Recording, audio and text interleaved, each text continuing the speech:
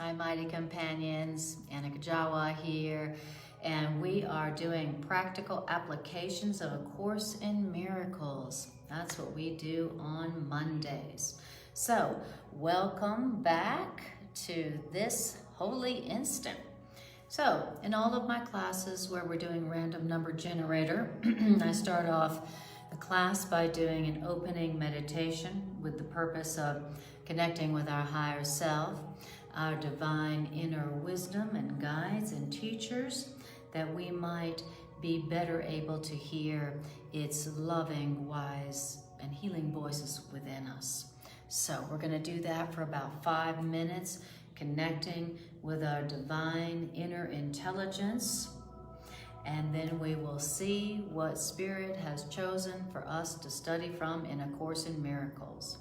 So, if you haven't already, let's take this time to close our eyes and take a breath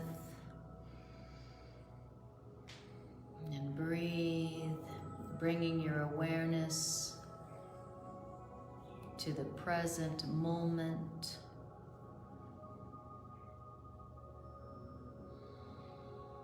Letting go of your day, letting go of everything that's not happening right here, right now.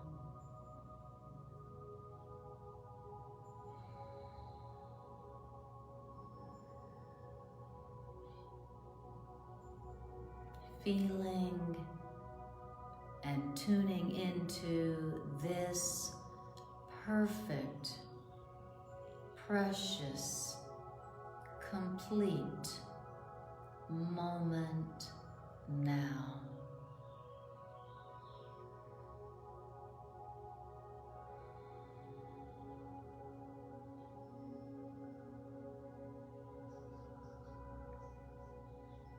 Bringing your mind out of the past, bringing your mind out of the future which hasn't happened yet, allowing your mind to come back home where it is at home in the right now.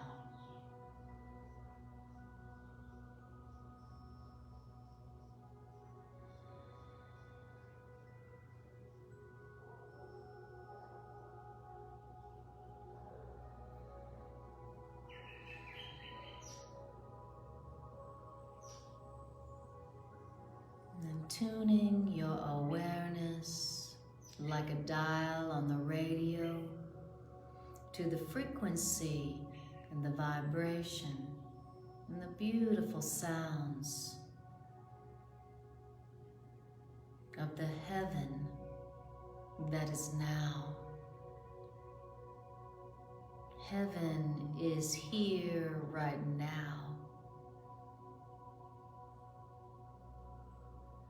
High above our body is a realm of grandeur. The real world surrounds us even now.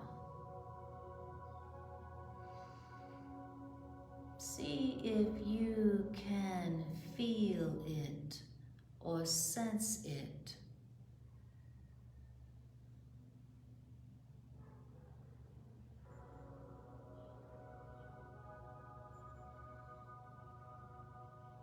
The real world is accessed, experienced through the portal of the present moment.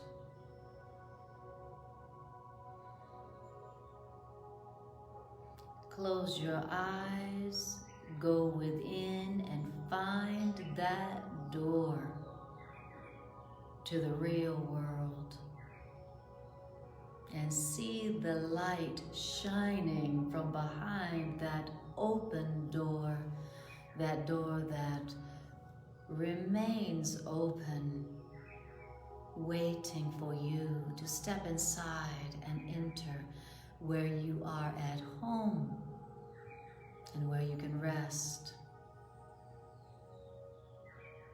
You hear the birds, hear the music.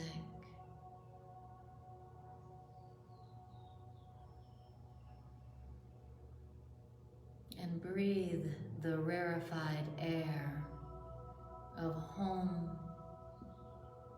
your home, our home.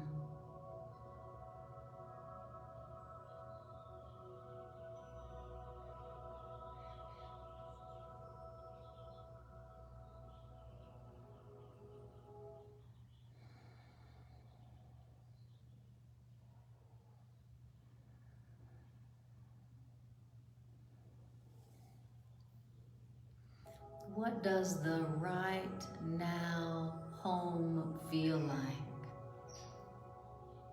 What does it feel like to have your mind and your being at rest, at home, in the now,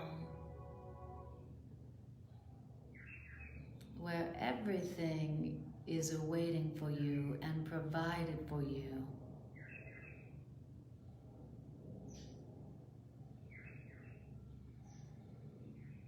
How does that feel?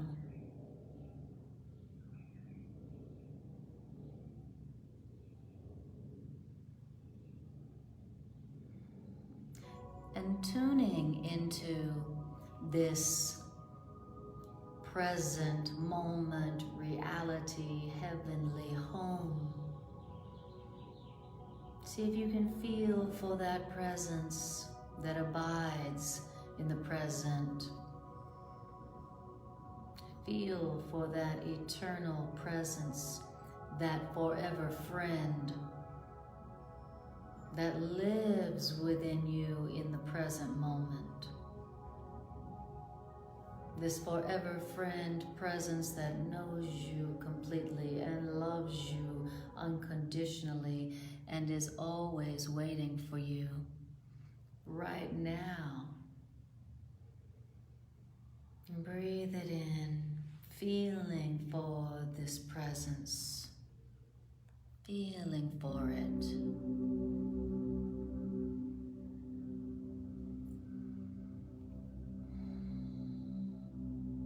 Let's initiate communication with this presence. This presence that lives within you in the present, this forever friend that lives within you, that knows you perfectly and loves you unconditionally. Let's talk to it. Greetings, high self.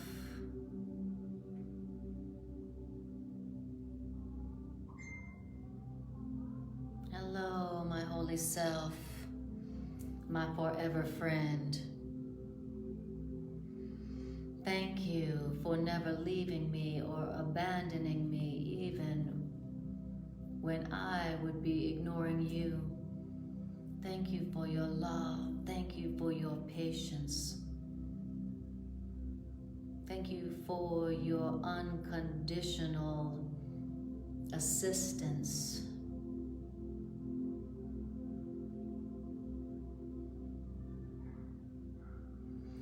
What does it feel like to be indwelt by such a loving and brilliant friend within you? What does it feel like to feel so loved and supported from the inside? What does that feel like? Breathe it in, enjoy it.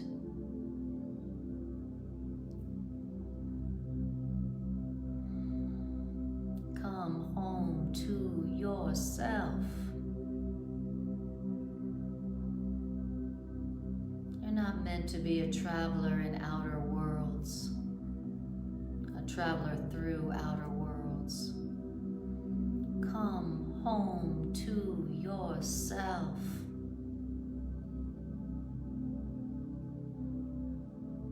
You are the love you have been seeking for.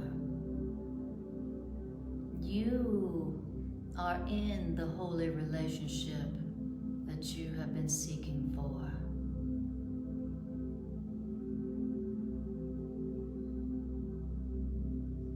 Come home to yourself and rest in your completion and your perfection that is forever eternal now.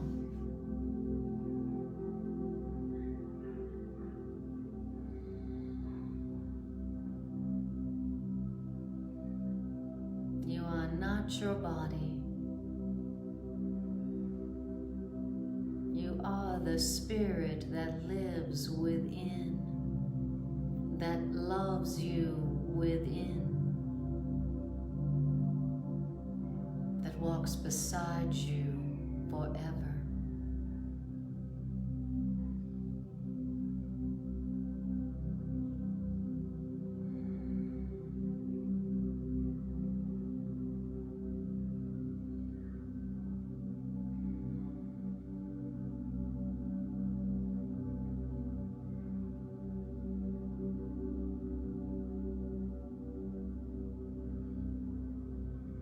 What do you feel like on the inside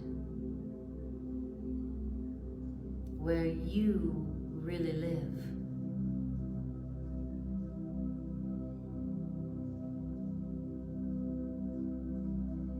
If you are not your body, what are you? And if you're not your body, who are you?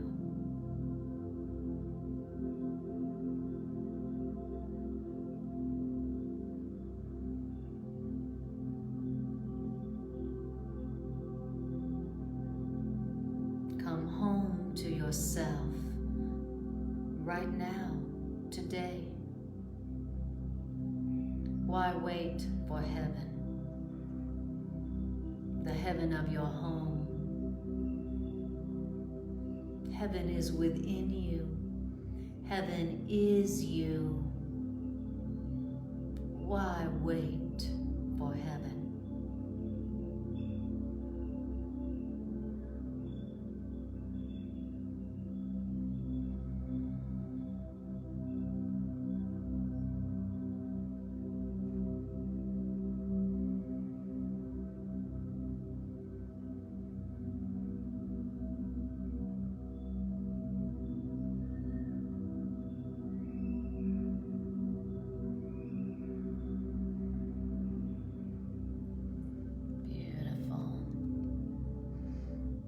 Wonderful, lovely to see you guys.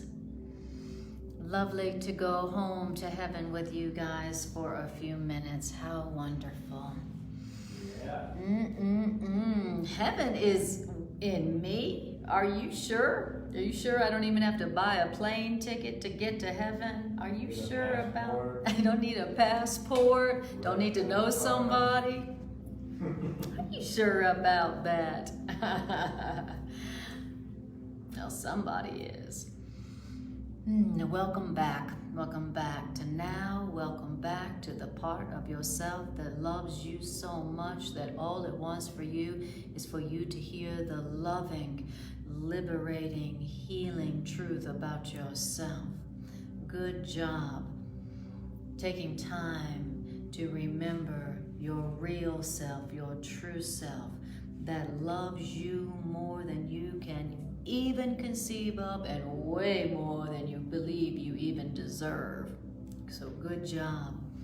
You know, that's a loving thing. That's the most loving thing you can do for yourself, is to let yourself hear loving ideas about yourself, the loving truth about yourself, even if you don't believe it, even if you don't deserve it. They know we don't believe we deserve it. They know we don't believe all that unconditional love about ourselves. It's okay. The first part of accepting the truth about yourself and experiencing the healing of your mind is just to listen to it, to just let yourself hear it, even though you don't believe it fully and don't believe you deserve it. That's the first part, is just allowing yourself just to hear it. Okay? And then take a bath. All right, guys. So we do Miracle Roulette on Mondays, where we let the Spirit decide for us where in the course that we go to hear some loving, healing, liberating ideas. And I have, so chapter, the text, and I know that there's 31 chapters in the text, and so it is chapter 8. And let's see how many sections there are in chapter 8. Okay, so let's see. We're going to go to the table of contents here. And let's see here. So, and you guys, how is the broadcast? Is it okay? It seems like it's been a little strange on this side. So, let me know if you're experiencing strangeness on here. 8 and 8. What'd you say? There's 8 and 8? Yeah. Okay, beautiful. 8 and 8. And innate. There's 8 in 8. And what our meditation was about, which was the heaven that is innate, that is naturally within you. Okay, here we go. So that is 6. So now let's go back to the table of contents. Using the body solely for communication. Okay.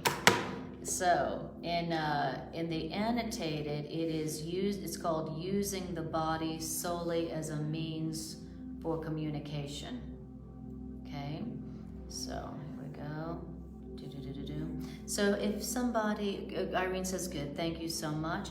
And if one of you would be willing to write in there chapter 8, section 8, using the body as solely a means of communication. Okay. And that will help those who are just coming in or come in later. Okay, great. Now, using the body solely as a means of communication. Okay, great. Now, also, I think I'm gonna do that. Okay, so here we go, guys. We're gonna talk about the body. Talk about the body.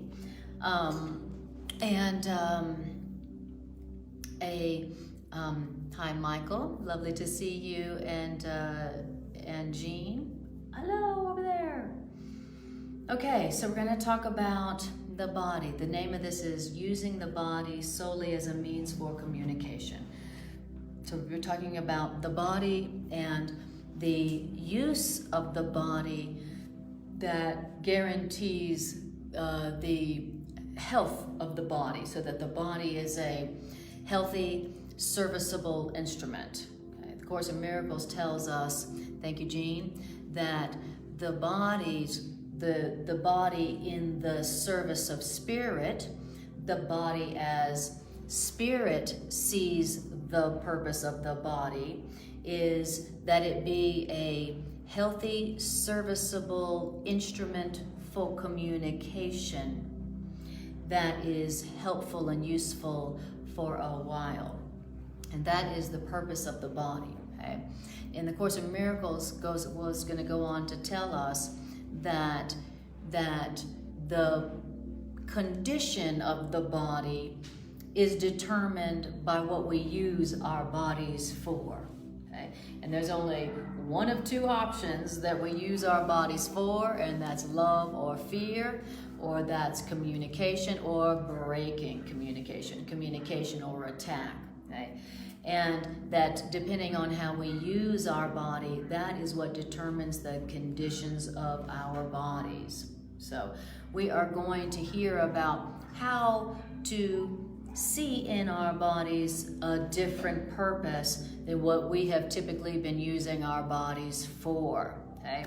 What we learn to use our bodies for is for attack, for pleasure, for pride, for getting love, for possession, for vanity. That's what we have learned our bodies are for getting love, for keeping love, for possessing things, for specialness, for pleasure, pride, and for specialness. So, and the result of that has been a lot of problems with our bodies. Okay? So we suffer in our bodies because we're using them for purposes that the body is not meant for. Okay? So if you've got any stuff going on with your body and you would like to have a more joyous, easy, graceful, peaceful, healthy, radiant experience within your body, then this is a wonderful, wonderful section for you. Hi, dear. Welcome. Okay, so we are in Chapter 8, Section 8. We are 8 and 8. Exactly. All right. Maybe some of us have lived in Section 8. Section 6. Oh, is it? Oh, that's right. I'm sorry. That's right. It's Chapter 8, Section 6. Thank you. And so, Jean, I told you wrong. But Irene, you got it right. Okay, here we go.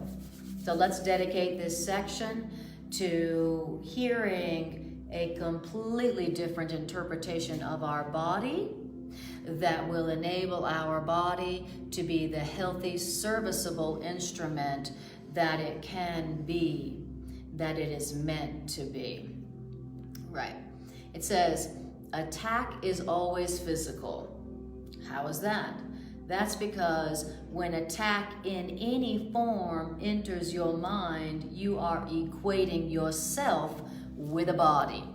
That's what it means to say that attack is always physical. Attack is always something where you are associating yourself with a body. Okay? And if you weren't associating yourself and identifying yourself as your body, then you would never experience the insecurity or the fear that that comes with that, that leads to attack. Okay, so you got some attack going. You got some attack going in your life. It's something to do with you seeing yourself as your body or seeing somebody else as their body. Attack is always physical. It always comes from you associating yourself with your body or associating somebody else with their body. Okay? That's the only thing that could make us so afraid or feel so vulnerable or anxious that we would think that we needed attack to protect us or to provide for us. As a matter of fact, attacking is the ego's interpretation of the body. That's what the body is for in the ego's interpretation. Okay, that's ego's like, you got this body, go out and get something. Go protect yourself. Okay, go protect yourself and go get something. That's all that the body is for in your fearful mind's interpretation of it. And it says, and you don't have to attack physically to accept this interpretation of your body as to get or to protect, to attack. You are accepting this interpretation of the body as a means of attack simply by the belief that attack can get you something that you want. So, as you believe that the body can get you what you want, that is an attack. That is believing that the body is for attack. Okay? Because the getting of what you want is another way of saying the term attack. Now, if you did not believe that the body could get you something that you wanted, then the idea of attack would have no appeal to you at all. What is it that I believe that makes attack still so tempting? Why is it that we're still addicted to attack or judgment? It's because we believe that attack can get us something that we want. Why is that? That's because that's what we learned. Okay? You gotta take or be taken from. Okay? You gotta take or be taken from. That's what we learned. That attack is protection. That if you don't attack from others, they will attack you and take from you. All right. So, and that's why it's so difficult to give up the addiction to attack. We believe it protects us. We believe it gets us what we want. The ego literally teaches that anger makes friends. Okay? And same thing as what we're saying here is the ego believes that attack is protection and it gets you what you want. Okay? All right. Now, it says, when you equate yourself with a body, you will always, and always is underlined, experience depression. Right, when you equate yourself with a body, how could you not experience depression, which then makes you want to attack in order to get what you need? Because when you equate yourself with a body, what you're really doing is you're belittling yourself. And when you equate yourself with your body, you're seeing others as similarly belittled. That's why whenever you equate yourself with a body, you're going to feel depressed. Okay? When you're seeing yourself as your body, what does that mean when you're equating yourself with your body? When you equate yourself with a body, what that means is you're seeing your worth and your value as having something or anything to do with your body. My worth and value has something to do with what my body looks like. My worth and value has something to do with what my body has. My worth and value has something to do with who my body has. Okay? My worth and value or my safety and security depends on the strength of my body, what my body has, what my body can do. Okay? This is what it means when it says when you equate yourself with a body. Okay? Now, if the only strength you have is physical strength, you better believe you're going to feel anxious and scared. And if the only worth you have and value you have has something to do with your body, you better believe you're going to feel depressed and have self-doubt, self-esteem issues. Because why? Because the body is little. The body dies. The body changes. The body is separate. Okay? The body is little. That's why when you see your worth and your value and your strength as having anything to do with something about your body, you're going to feel depressed because you have totally belittled yourself, and now you're going to feel insecure.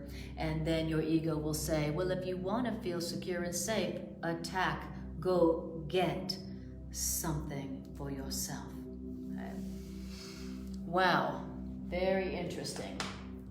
Now, whatever it is right now that you may be feeling depressed about, which just means dispirited about, trace it back. Ask yourself, what is it that I am upset about relative to my body? Something it doesn't have, something it should have, something it doesn't have enough of, something. What is it that I'm upset about relative to my body or someone else's body? Okay, and so start with that feeling of depression or upset and trace it back to something where you're associating your worth and value with something physical. Like, I'm not healthy enough, I'm not strong enough, I'm not beautiful enough, I'm not abundant enough, I'm not loved, my body isn't desired enough, my body, whatever, my body doesn't have enough. Okay? Trace it back. All right. Now, it says, not only will you experience depression when you're associating your worth and your value and your strength with your body, but you're also similarly belittling others by seeing them and associating them as their body. But since you can find yourself only in your brothers and sisters, now you've cut yourself off from real happiness, from real healing. So when you're seeing others as their body, now you're not going to experience the source of real happiness, real inspiration, because it's in them. But you're not seeing them while you're seeing them like yourself as just a body. Now, how do you know when you're seeing somebody else as their body, associating them with their body? Well, you're probably upset about what their body's doing, or what their body's saying, or what their body's not doing. That's how you know that you're seeing them as a body, which means belittling them, which cuts you off from your happiness, because your happiness and inspiration comes from your remembrance of your connectedness with them, with others. Beautiful. Irene says, what is it that I'm upset about relative to my body or someone else's body? Trace it back. Beautiful, beautiful. Hi, Jolie, and hi, Peter. Lovely to see you guys. Okay, we're talking about love's interpretation of the body that transforms the body from something that limits us and hurts us to something that is that is a healthy, serviceable instrument that enables us to reach our brothers and sisters, to remind them that they are not their body. They're not limited by their bodies. Right. So that was paragraph 1. So take a breath on that one.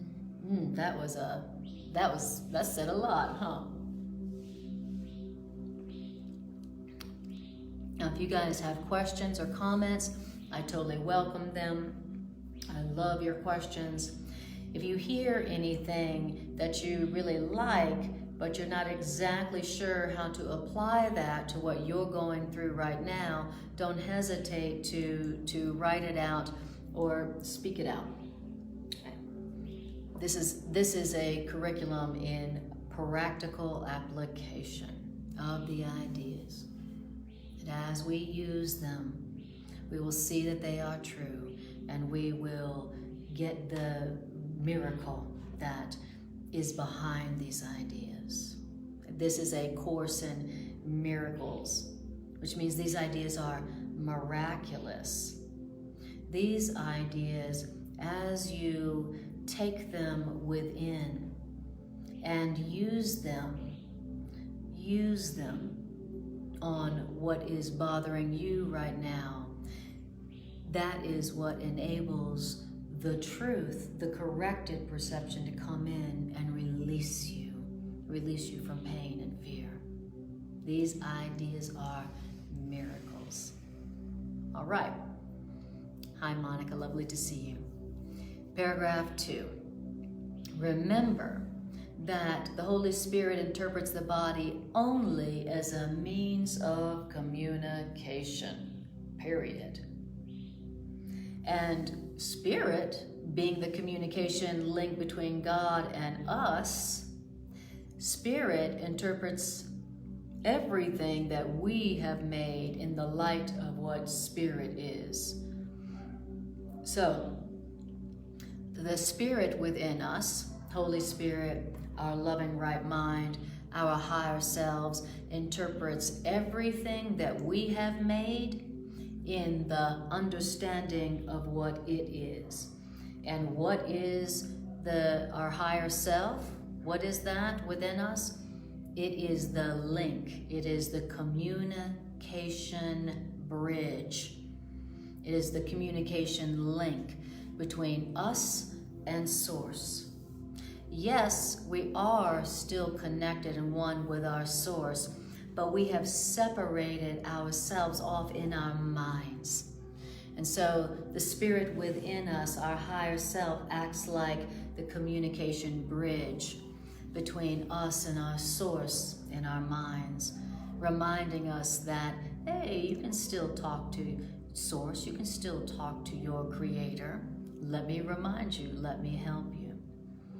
So, our higher self interprets our bodies as just a communication device, a communication link. That's what it's for, to communicate.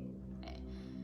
And it says that it says our ego separates through the body. That's what our ego does through the body. And our higher self reaches through the body, through our bodies, to others. Okay? So what does the ego do with our body? The ego uses the body as an excuse to separate. See how we're different? See how we're different? Oh, see what they did with their body? Let's separate. Okay?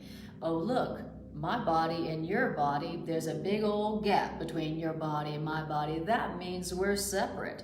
That means we're not connected. That's what the ego uses our bodies for, as proof of differences and separateness and aloneness and disconnection and attack.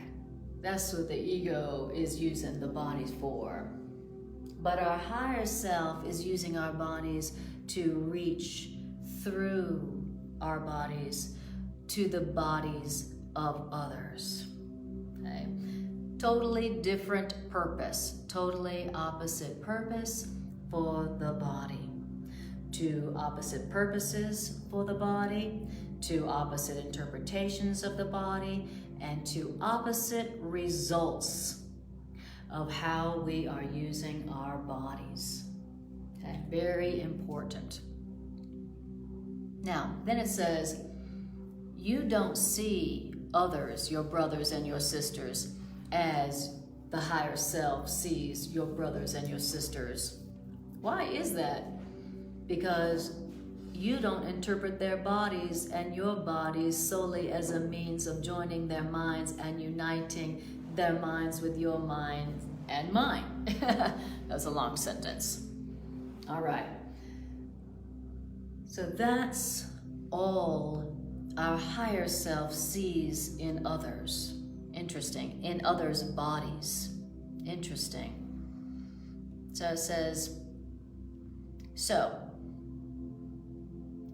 the Course is saying we don't see them as Spirit does because we don't interpret their bodies and our bodies solely as a means of joining minds. Right. Now, that is what how Spirit interprets their bodies and our bodies. Right. Very true. When our egos see their bodies, when our egos see our bodies, our ego's like, here's something to get. Here's proof of differences. Here's proof of disconnection. Here's a good reason to attack. Here is the reason I don't have what I need. Up here's a source of something to get that I don't have myself. Okay? Here's a source of comparison and competition. Here is a way to keep attack and separateness and depression going. That's how our ego uses the bodies. Now, this interpretation, Spirit's interpretation though, is like, all right, there's their body, here's my body. The only purpose of their body and my body is to use my body to reach their mind. And the only purpose of their body is to join minds with my mind. That is the only real and loving purpose of the body. Okay? So I'm not sure if it says that this in this section, but it says somewhere in this section or another one, that the only healing and healthy purpose of the body is to use our bodies to reach those who think they are still their bodies, to remind them that they are a mind, to remind them that they are not their bodies. They are an unlimited mind, an unlimited spirit of love. That's the only healing use of the body.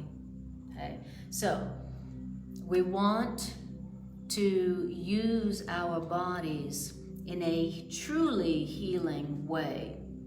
And the only way to use your body for real health and real healing is to use your body to reach others who think they are their body, to remind them they are not a body, that they are a mind and a spirit that is still in communication with your mind and spirit, and still in communication with the mind and spirit of Source. Wow, totally different purpose. Thank you, Monica. Irene says, yes, I do. I do try to see my brothers as the Holy Spirit does, but I get it. Yes. All right. Now, we're talking about how to have a different experience in your body. Would you like to have a different experience in your body? Would you like to support other people in having a different experience in their body instead of an experience in the body that's painful or that's sick or that is anything that seems like a limitation? Okay? If you do, then this is the way to do it. All right, that was paragraph 2. Now, paragraph 3 says, Spirit's interpretation of your bodies and their bodies will change your mind entirely about your body's value. We need to change our minds about the body's value. And we need an entire change of mind about the body's value. And the truth about the body's value is, drum roll please, it has none. Oh, that hurts. What do you mean my body has no value? Oh, ouch. That's what I was afraid of, that my body didn't have enough value. Well, that was a correct perception. The body of itself has no value. If you use the body for attack, then the body is harmful to you. But if you use the body only to reach the minds of those who believe they are bodies and teach them through the body that they're not a body, then you will begin to understand the power of the mind that is in both their body and in you. Okay, but there you go. All right. And if you use the body for that and only for that, then you cannot use it for attack. Okay? You can either use the body for attack, or you can use it to reach others through the body to teach them that they're not a body. That's the only two choices of how you're using the body. And how you're using that body, remember, determines the condition of the body. Okay? So this is the ultimate health regimen for the body. Okay? The ultimate. You know, you can take the health supplements all day long, like I do, and that's good. We want to do that until we absolutely get this completely. But this is the ultimate in physical health, in the health of your body. Don't use it for attack. Use it for communication. What kind of communication? Use your body to communicate to those who think they are a body, to remind them that they're not a body. They are a mind that's in communication with your mind and Source's mind and all mind, meaning reminding them through your body that they are connected. They're still connected. Okay? Beautiful. Hi, Carol, lovely to see you. And Jerry says, we always have to decide what experience we want to have. Exactly. And Jerry says, that's why it returns to ashes. That's right, because it has no value. Beautiful. So if you are experiencing any physical discomfort or what feels like a physical illness, then this is the best place to start. This is the best place to start in experiencing comfort and peace and ease in your body. So, and in the area of your life where you might be experiencing some physical discomfort or physical disease, you want to ask yourself, how have I been using my body lately? Have I been using it for attack? Have I been using it for vanity, pleasure, pride? What have I been using my body for? Have I been using it for specialness? Have I been using it for getting something? Have I been using my body for comparison? Have I been using my body for competition? Have I been using my body to put myself down and see myself as less than or unworthy of love or abundance? How is it that you have been interpreting and using your body? Okay, that's the question that you want to ask yourself in any area where you might be experiencing some physical dis-ease. All right? Okay. Then it says that in the service of uniting minds, the body becomes a beautiful lesson in communion. And then your body has value until communion is. Beautiful. How would you like to experience your body like that? How would you like to experience your body as a beautiful lesson in communion? That would be a big improvement, huh? I wonder what that would feel like in the body, in your body. Using your body in the service of uniting. Okay. Uniting what? Uniting minds. How do you use your body in the service of uniting minds? Use your body to reach others who think they are their body. How can you tell who thinks they're their body? They're suffering in some way. They're upset. They're not happy. To remind them that they're not a body. That is using your body in the service of uniting, which enables your body to become a beautiful lesson in communion.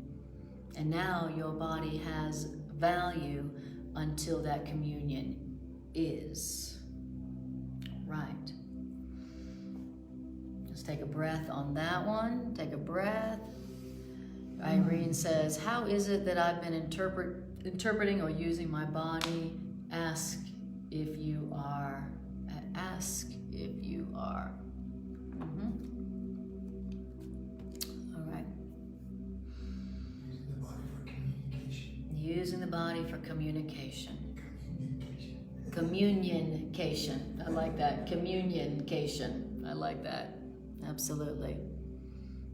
Jerry says, every time I tell people they're not a body, they think I'm crazy. Crazy happy. Crazy healthy. What'd you say? You're going to get that response. Yes, exactly. Yes, exactly. Yep, and that's all right. That's all right. Because someday they're going to reach their threshold for discomfort around their body, and they're going to ask for a better way. And when that time comes, then they'll remember that seed thought that you planted within them in gratitude. So, all right. So now we are going into paragraph 4. Using the body as a means of communication instead of attack and getting, this is God's way of making unlimited what you have limited. Right.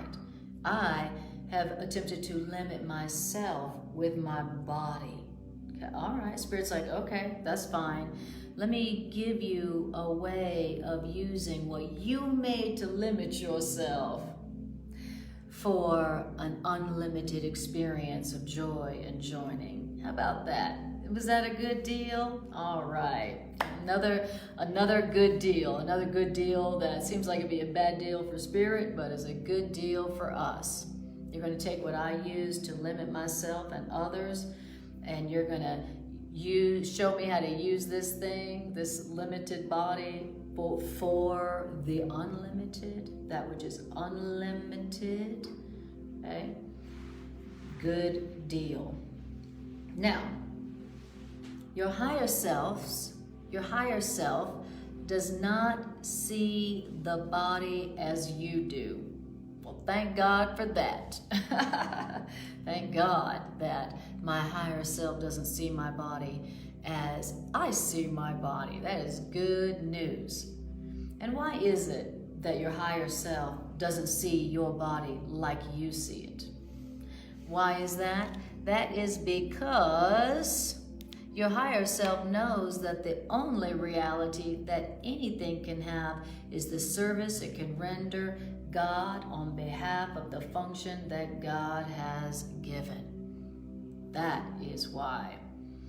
So, Spirit is looking at your body, and Spirit is like, is this body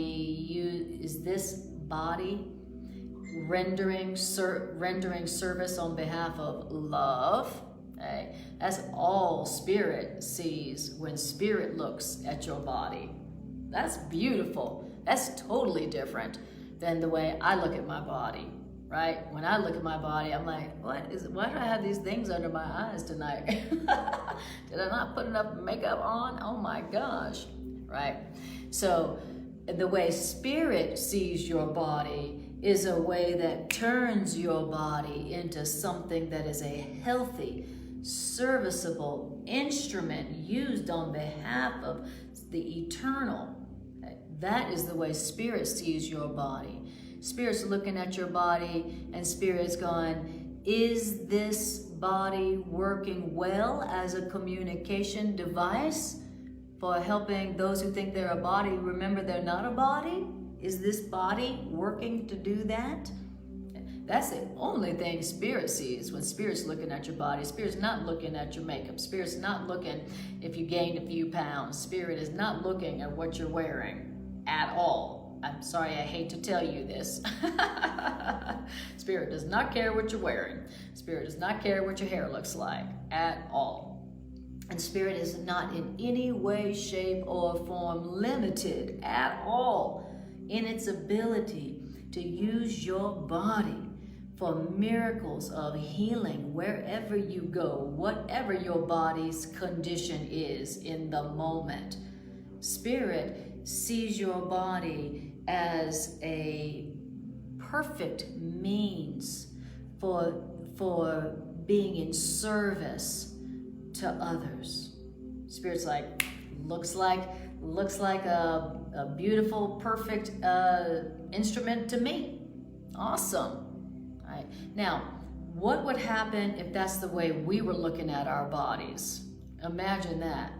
Imagine if that is the way you were looking at your body and assessing your body. Am I using my body?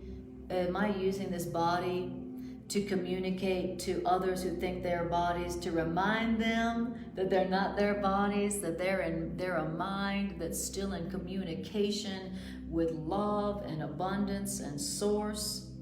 Okay? That's the question that we are learning to ask about our bodies, not how does my body need to change, right? That's what we ask about our bodies.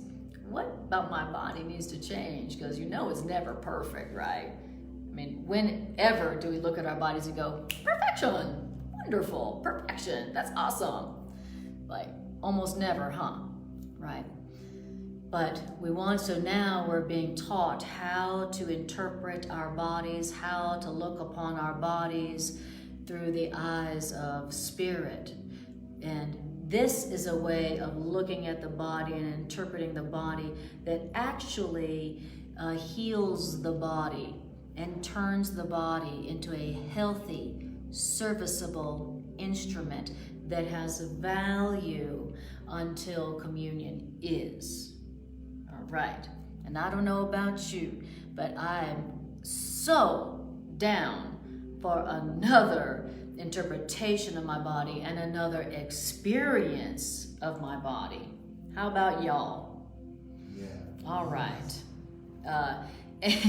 You know, when you're a lot younger, it's easier to have that short-term experience of your body, ease and grace and energy. But as you get older, it's definitely the time to have another interpretation of your body that keeps it youthful, that keeps it useful. So now we're not going for youthful, we're going for useful. So I'm gonna try to remember that when I'm looking in the mirror. Instead of going, is my body youthful? Is my body losing its youth? And ask myself, is my body being useful? Okay? All right. What are you using your body for? Are you using your body to get? Are you using your body to compare yourself with others? Are you using your body for specialness? Are you using your body for competition? Are you using your body to hide? Are you using your body to attack? What are you using your body for right now? Okay? Are you using your body for power, fame, money, physical pleasure? Are you using your body for food? Some days I feel like that's all I do all day. It's just like, it's like go from this meal to that meal to that meal. Okay? What are you using your body for? Okay? Now, when you notice that you're having a health crisis, that's when or if you're feeling depressed relative to something about your body, that's when you really want to take a little inventory. How am I using my body every day? How much time am I using my body for eating or for watching TV or for busyness or whatever? What am I using my body for? Right. And if you notice that you're using your body for a lot of getting or comparison, ego purposes, specialness, protection, pleasure, and pride, then what you want to do is go ahead and rededicate the purpose of your body. So give it back to Spirit. Go, Spirit, I give you back my body. I've been using it myself for my own purposes, and boy, does it ever show. Okay? Give it on back. Rededicate your body to the purpose of reaching other people who think they are bodies, to remind them that they're not their bodies. They are a glorious idea of love that is always in communication with Source and can't be limited. Okay? So, and there's lots of ways to do that. Lots and lots of ways to do that. So, and then you rededicate it to that purpose, and then Spirit knows what to do with it. Spirit will show you. Spirit will go, thank you so much. I need your body. Believe me. Spirit's like, we need your bodies. Okay? There's a lot of people out there who don't know they're not their bodies. And because they still think they are a body, they are not able to hear the voice for truth within them. They think they're separate. They think they're cut off. They think they're alone. They think they're on their own, and they're suffering because of it.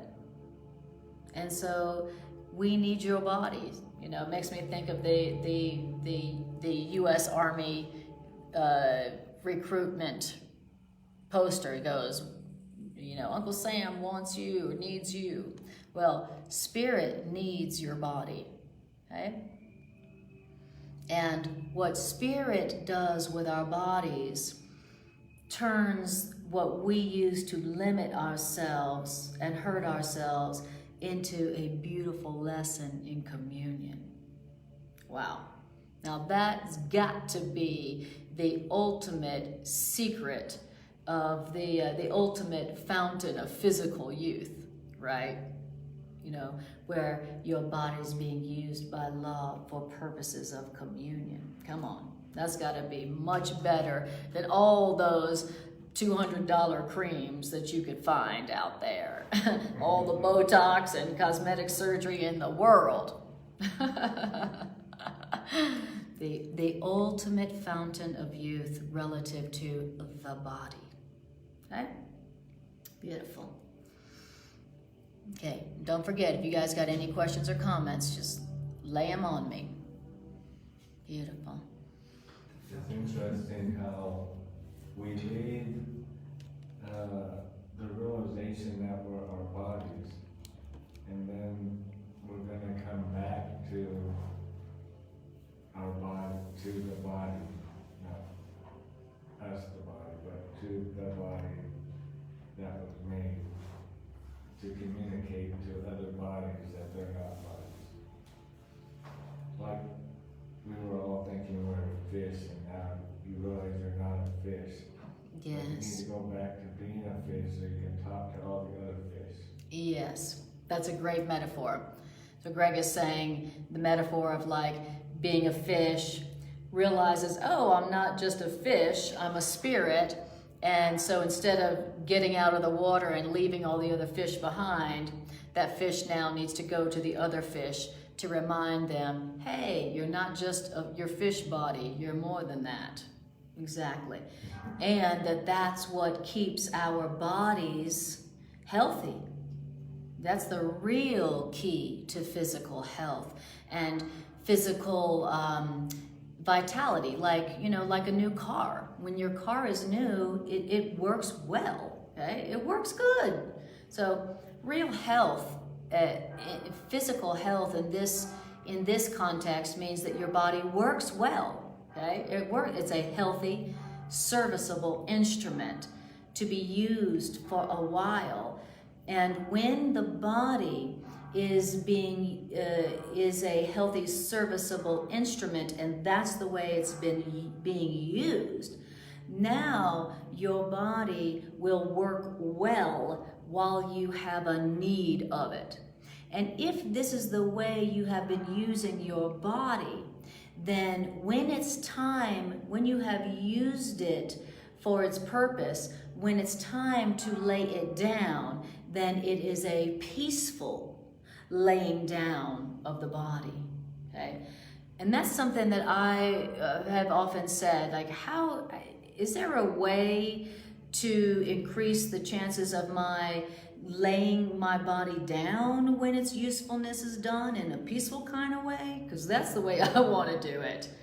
You know, I want to be able to lay my body down when I'm done using it for purposes of communication. And he says, if you use it for that purpose, that when it's done, then your body is laid aside gently as unneeded anymore. I love that. I'm definitely going for that one. That really motivates me to learn a new purpose and a new use and a new interpretation of my physical body. Yes, beautiful. Hi, Juanita, lovely to see you.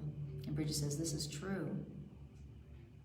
And this is an incredibly important topic, because we are the body worshipers. That's our God, you know. Here on earth, we don't worship God, we worship the body.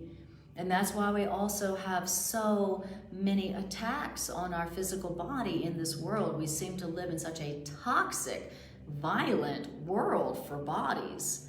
You know, after I had my daughter, and I'm like, oh my God, I brought my precious daughter to a place that is like inhospitable, hostile to bodies. What was I thinking? Oh, I was thinking I was a body. That's how that happened.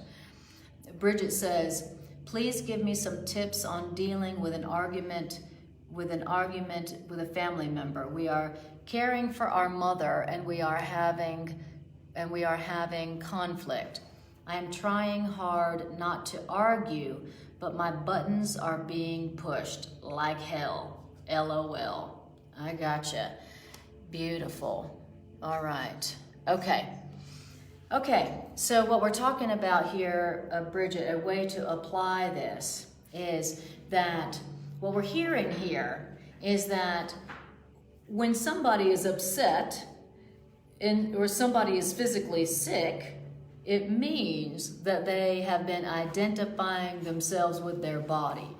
They believe that their worth and their value is dependent on their body, what their body has, what their body does, what their body looks like, what somebody else's body does or has or looks like, right?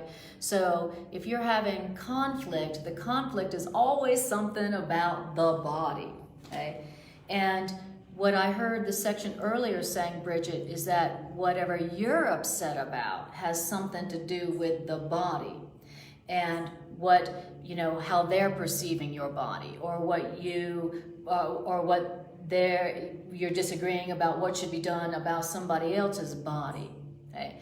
Now, what I hear it saying at the beginning of this is if you weren't identifying your worth and value and power and abundance and security with your body, what your body can do, what it has, what it doesn't have, then you wouldn't be upset about anything. All you would be doing is seeing the call for love in others, in your family members. You would be seeing them as those who are suffering because they are identifying themselves with their bodies. And you would be seeing them as somebody who was suffering because they don't know the truth about themselves. And you would be moved with compassion to, in their language, remind them that they are not their bodies, and that their worth and their value and their protection and their abundance is not limited to or by their bodies. Does that make sense? Is that helpful, Bridget? All right. So whatever you're upset about, where you are seeing yourself as your body. Okay. I want people, I am thinking that my worth and my value or my goodness is dependent on how they see my body and what they see my body doing. So now I'm feeling vulnerable, which makes me feel angry, which leads me to attack, okay? Which then makes my body more sick. Okay? So great question, really, really good application question there. Hi, friends, how's it? What'd you say? Internet is really challenging. I know, it's so strange. The folks online say it's working fine, but I got other messages earlier, so it's been kind of weird today. Yes. So, and we still got that solar flare thing going on too, so that might have something to do with it. So you guys watching on Facebook, this is a miracle. It really is. It's a bona fide Course in Miracles miracle. All right.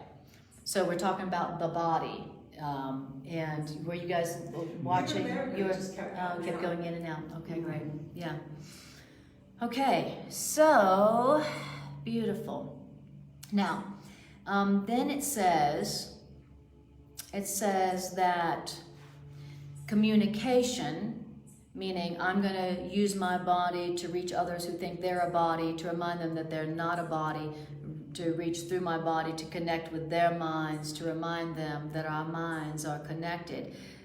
That ends sickness. Wow. Okay. What about that tonic that I've been taking every morning?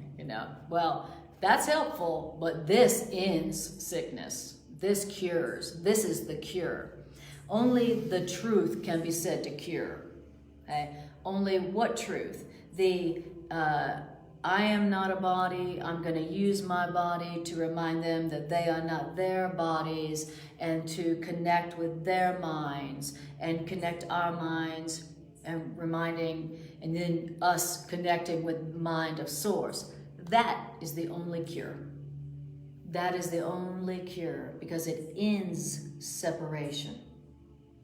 And what's our one problem? The cause of all sickness, the cause of all disease, the cause of all problems. The one problem, what is it? The belief that we are separate. Okay? And if we had been using our bodies to prove that we are separate, we are different, because I wouldn't do that. Look what their body did. Oh, look what my body did. If we weren't using the body to demonstrate separateness, then the bodies would not be getting sick. Dang. Hard to believe. That's my mind, my ego wants to go, exceptions, exception. No, it cannot be like that. No, because COVID makes us sick. That's for real. No, viruses make us sick. No, A Course in Miracles is saying that communication ends separation, which ends sickness. Well, I know for sure my ego doesn't want this. I know for sure my ego doesn't want this to be, to continue. Now, communication, using the body for communication, ends separation and it ends sickness. And attack promotes separation, and attack promotes sickness. Now, what does that mean? What that means is the body is ugly or beautiful. The body is savage or holy. The body is helpful or harmful. The body is sick or healthy, according to the use to which it is put. Drop the mic. But, yes, but, this is one thing that we are most tempted to make exceptions on. It cannot be that way. And then it says another hard to believe thing. So take a breath. Here comes that. Yeah, here comes another one. Here comes another thing we don't believe, okay? Yeah, that's right. Here comes another bitter pill. Another thing that you're not going to want to swallow. And in the body of others, you will see the use to which you have put your body. What?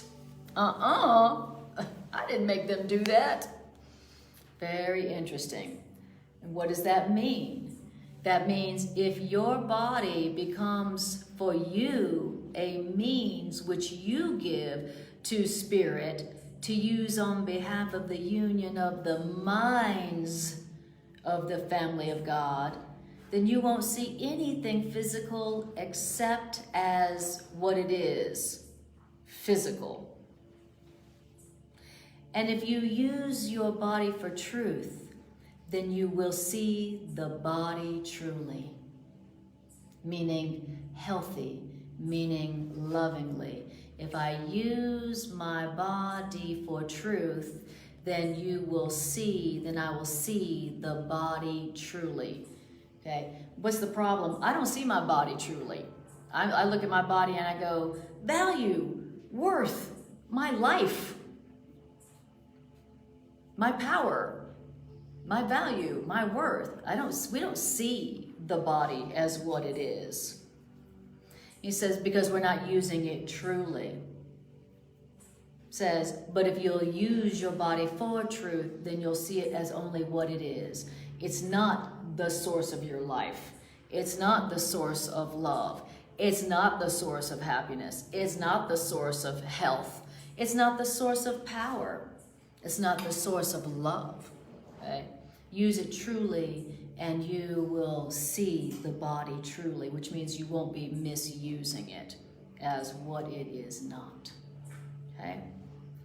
And if you misuse the body, then you will misunderstand the body because you have already misunderstood the body by misusing the body. Okay. And how do we misuse and misinterpret the body? Well, anything you interpret apart from the way Spirit interprets it, you're going to mistrust that thing.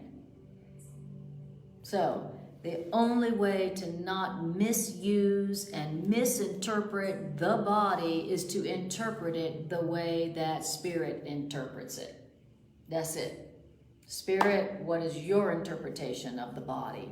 How do you see my body? What is my body for in your interpretation? Okay. So, trace it back. Wherever there's discomfort or dis-ease in the body right now, it's because I am misinterpreting and misusing my body. I'm not interpreting my body like Spirit it does.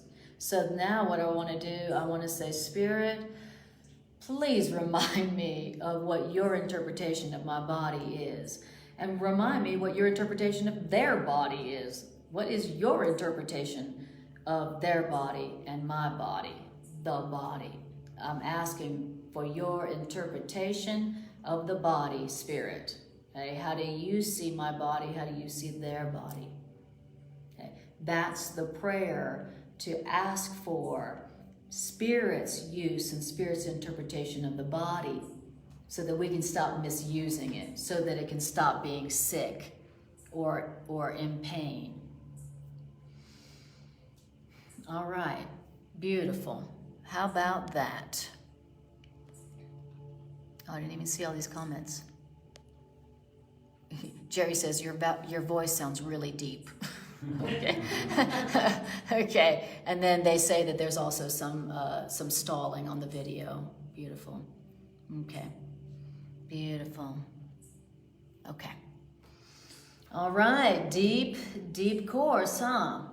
Okay. I wonder why Spirit picked this section on the body.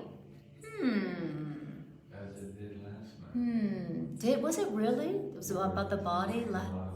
Relationship class. And the relationship class. Yes, yesterday's class. Oh. Putting your trust in God. Yes, yesterday's Sunday class was if you identify yourself with... the little garden. If you identify yourself with the body, you won't see the grandeur that surrounds you. And if when you see yourself as a body, yesterday it said when you identify with your body, then your life will feel like a desert, dry, scorched, lifeless, unproductive. You know, why? Because when you see yourself as a body and you think that this is the only worth you have and this is the only value you have and this is the only strength you have, then you're going to feel really scared. And you're going to believe that when the body dies or ends or gets sick, that you have lost love, that you've lost happiness. Wow, so a lot of stuff around the body right now. Very interesting. Yeah, okay, I got you, Spirit, I got you. And then talking about my dad's body today. My dad having problems with his body today. Very interesting. Okay, I see where you're going with this, Spirit, finally. Now, it says, if you are interpreting the body, your body, their body, as any way that Spirit doesn't interpret it, if you're not interpreting like Spirit interprets it, then you're going to mistrust the body.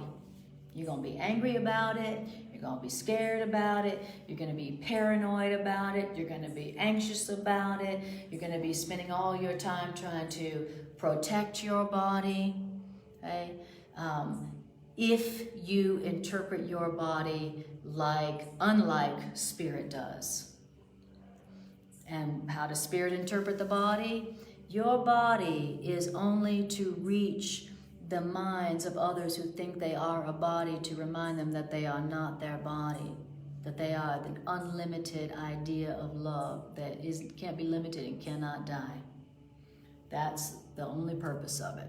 So if you've been using your body for other purposes and other interpretations, then time to get back to rededicating it to Spirit's purpose, Spirit's interpretation.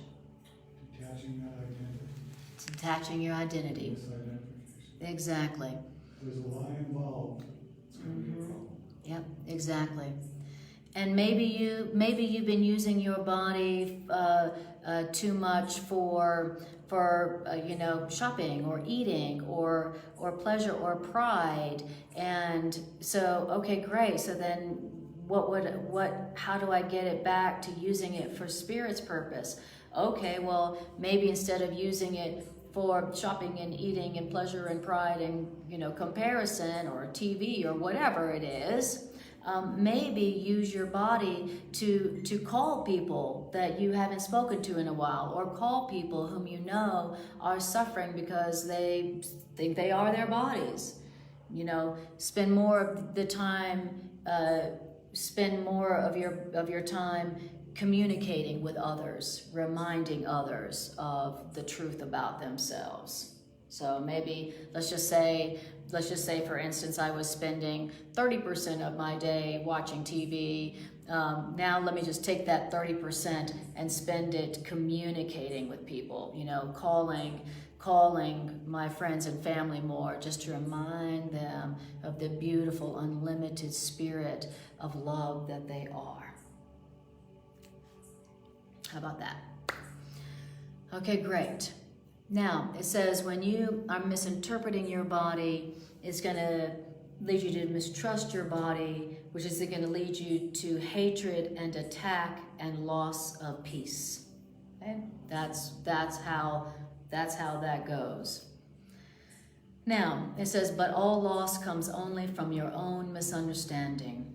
Loss of any kind is impossible. Really? When you look upon someone else as a physical body, their power and glory are lost to you, and so are your power and glory lost to you. Because when you look upon another and see them as their body, you've actually attacked them, and you must have attacked yourself first. So, instructions: do not see them as a body. Don't see them as their body. That's an instruction. How do you do that? Don't identify them with their behavior. Don't identify them with their ego. Don't identify them with their behavior. When you're looking at them, instead of going, wow, why'd they do that? What is wrong with them? Or seeing them as their body, seeing them as limited, or even seeing them as sick. Instead, it says, don't see them as their body. See them as a mind who thinks they are a body. See them as a mind who forgot the truth about themselves, that thinks they are this body and is suffering because they think they are a body. And that's what A Course in Miracles is teaching us how to do, is to look with the eyes of spirit so that our eyes don't stop at their bodies. And it goes right through their bodies to see the mind, the child of God that forgot the truth about themselves. Course in Miracles is teaching us to look past their body to see the Christ in them, to see the innocent child of God that is them. And I think that that's how Jesus and all the masters healed people, just by looking at them.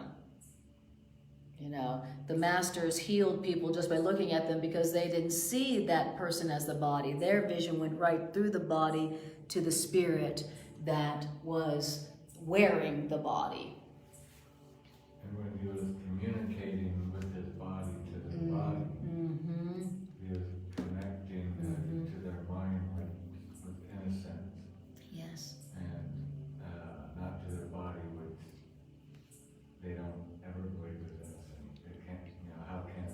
Exactly.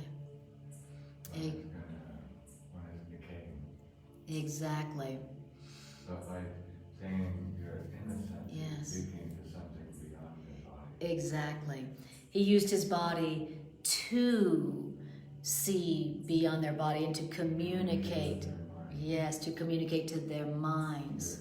Exactly.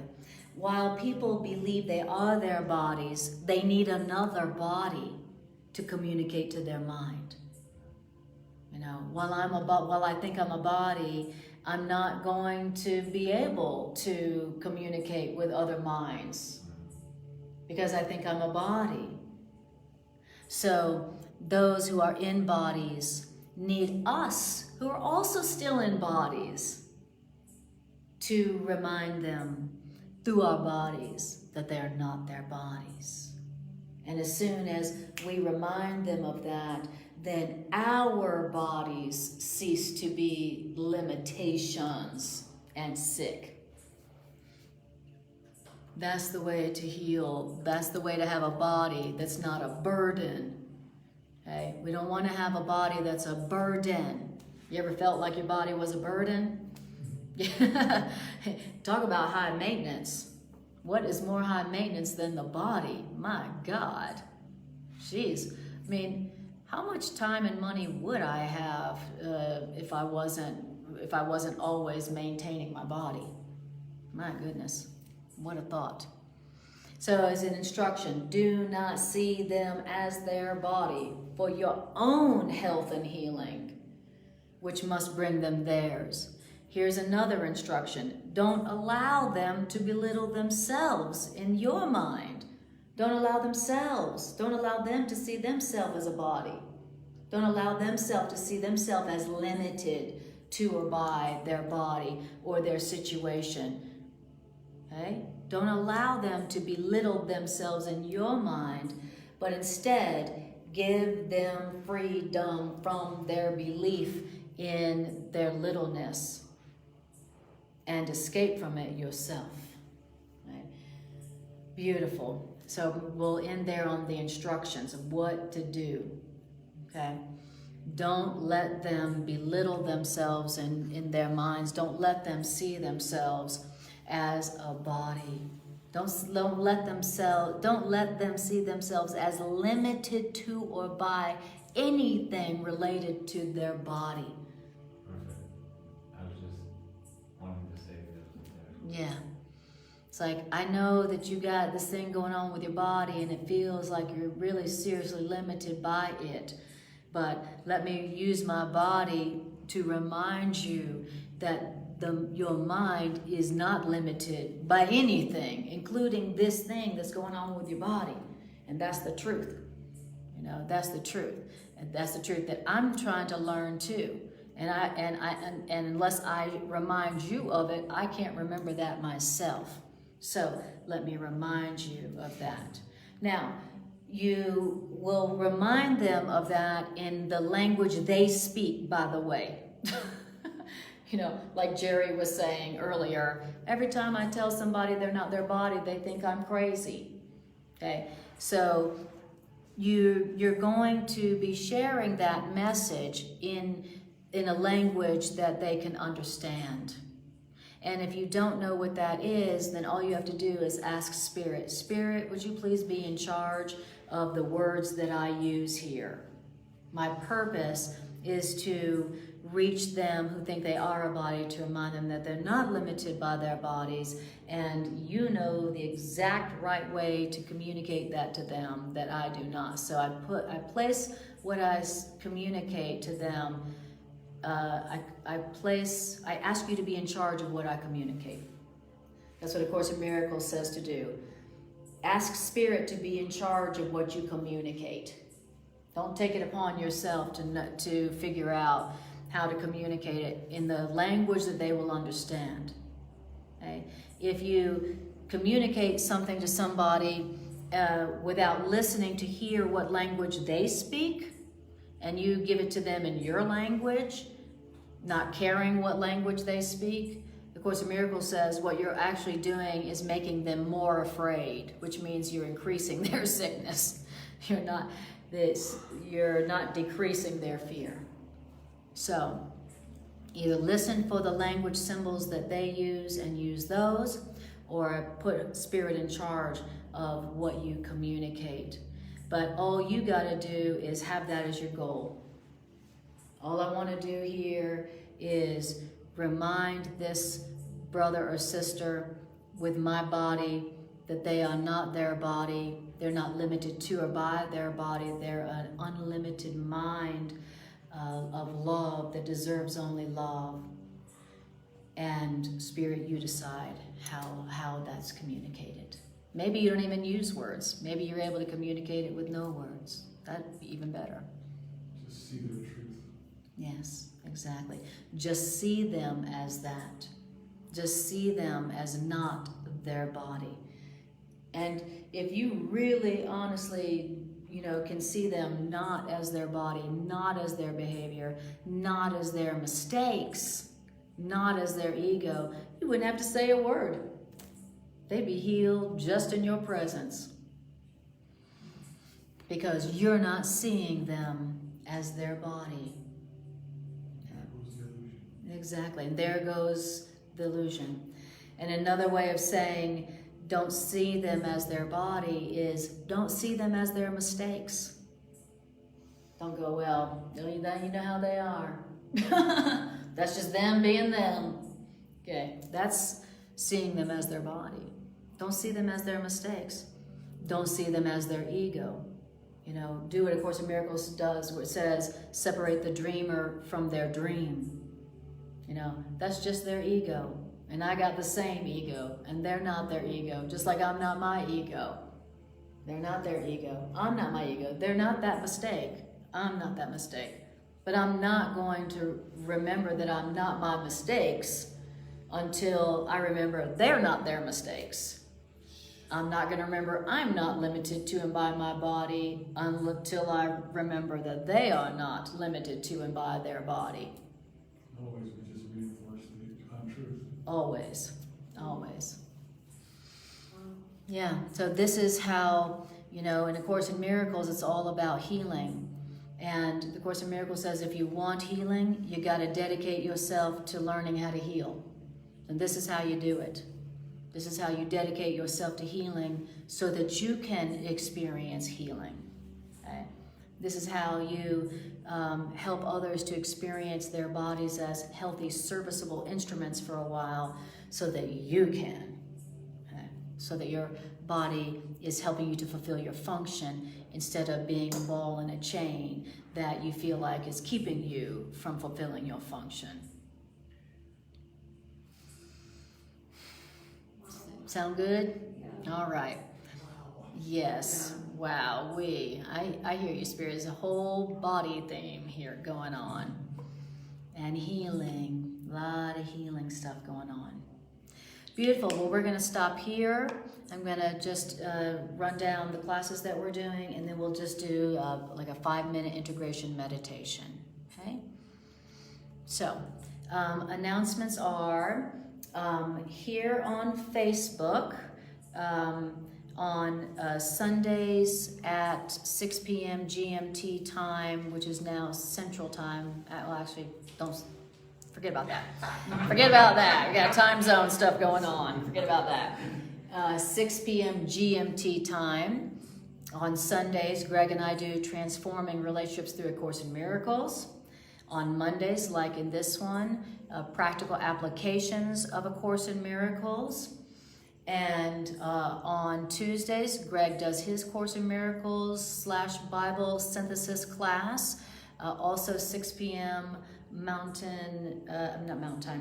GMT.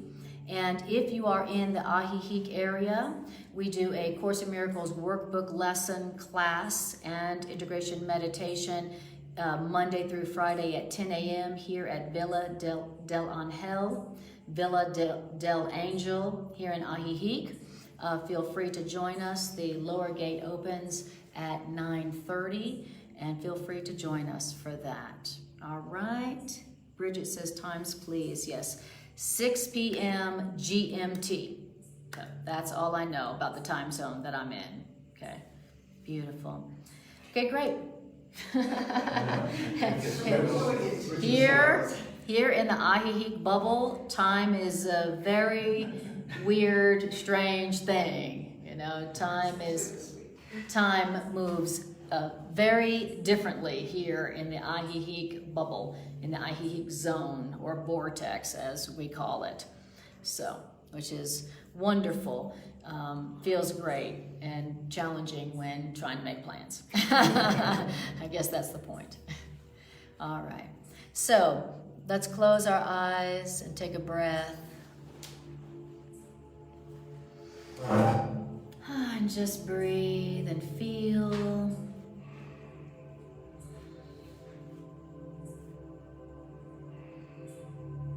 What does it feel like to hear the ideas of A Course in Miracles, in particular these today?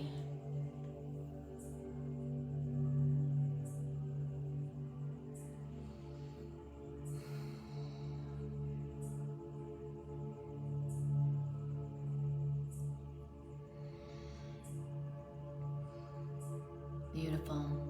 All right, we're going to do some practical application. I'm going to use it.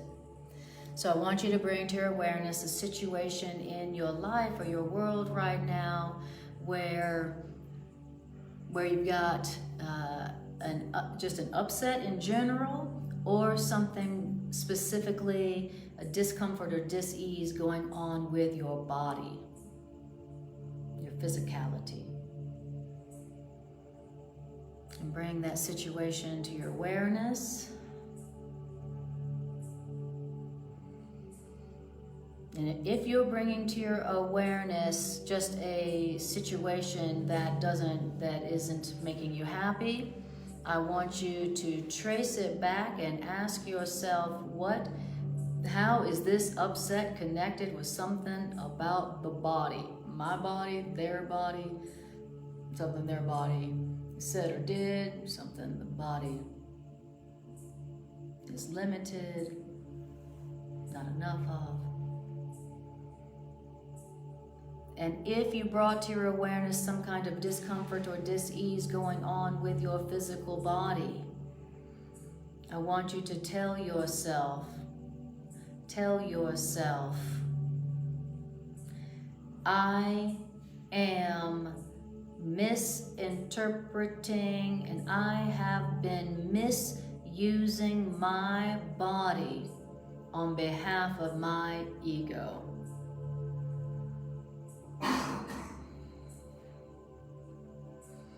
Tell yourself, I must have been using my body for attack or comparison or competition or pride, but just some form of separation.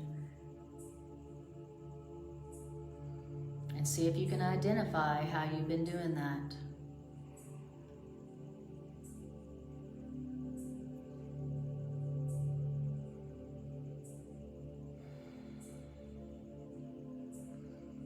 Beautiful. And tell yourself, I have been identifying myself with my body, seeing myself as limited to or by my body, or seeing somebody else as their body, limited to or by their body.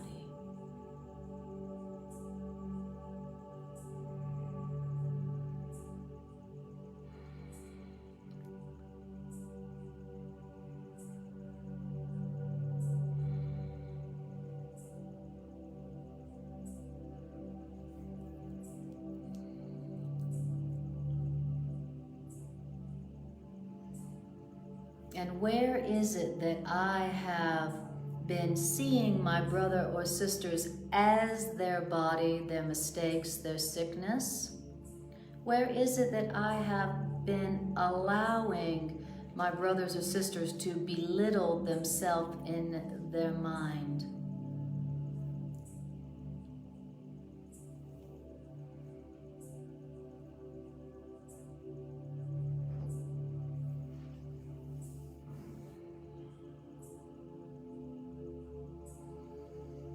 Beautiful. want you to imagine in your mind's eye using your body to communicate to them who think they are a body. And with your body, imagine yourself reminding them that they are not their body. They are not limited to abide their body. They are not limited to abide their sickness or their mistakes. Tell them that through your body.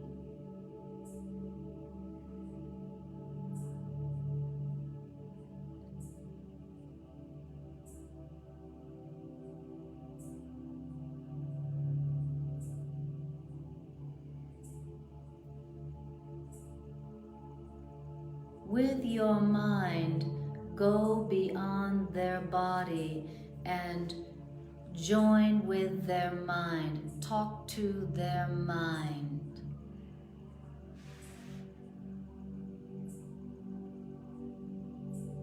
Tell them, there is no gap between my mind and yours.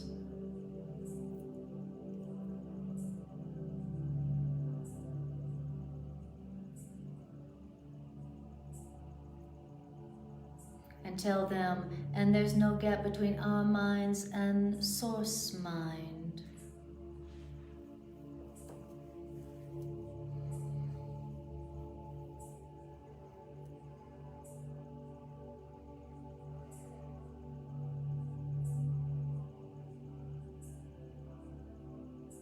And tell them with your mind, you are an unlimited idea of love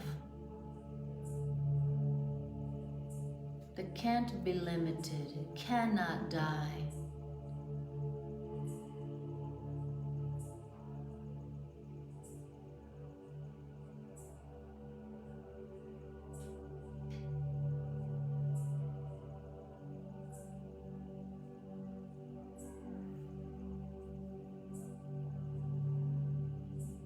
And take note of what it's like to communicate mind to mind.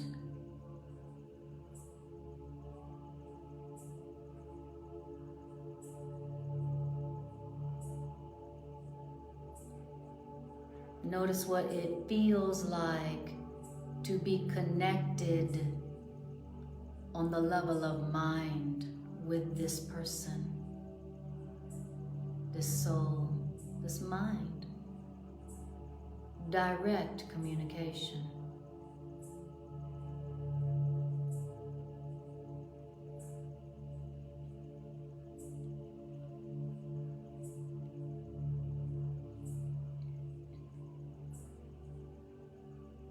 Mind to mind communication ends sickness. It ends pain. It ends separation. Who is it in your life right now that is suffering in their belief that they are just their body? Who is it that's suffering in their bodies because they don't know the truth about their minds? Reach out to their minds from your minds. Remind them that they are not their bodies.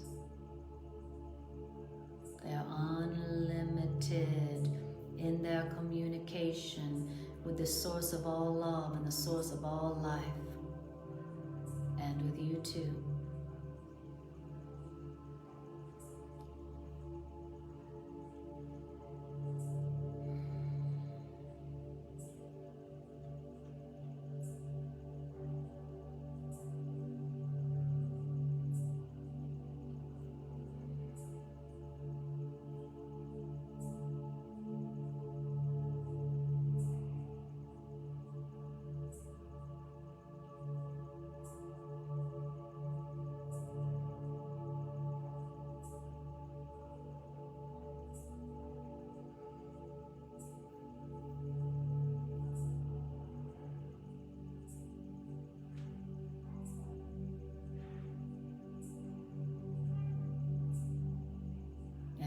What is mind-to-mind communication but love itself?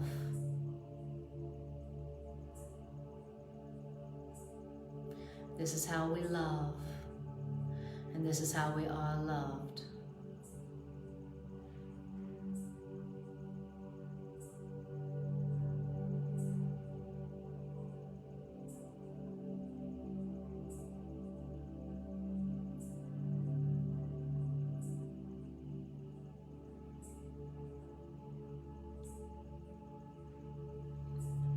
Beautiful.